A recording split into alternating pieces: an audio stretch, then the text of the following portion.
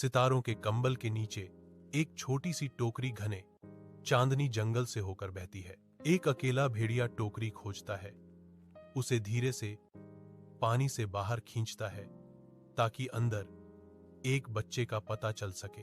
भेड़िए का परिवार बच्चे को गोद लेता है, उसका नाम मोगली रखता है और वह जंगल के तौर तरीके सीखता है। सूर्य का प्रकाश जंगल के फर्श पर चमकता है। जैसा कि मोगली घूमता है, बालू और बघीरा के साथ उनके रूप घने हरे रंग के खिलाफ जीवंत हैं। बालू मजे से फलों पर हाथ मारता है, प्रकृति की प्रचुरता का एक सबक जैसा कि मोगली देखता है, सीखने के लिए उत्सुक।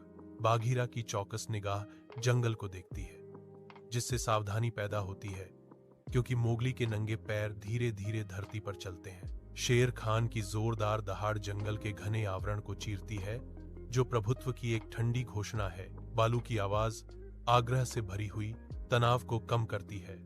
हमें एक योजना की जरूरत है।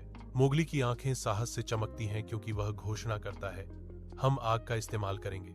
शेर खान इससे डरता है,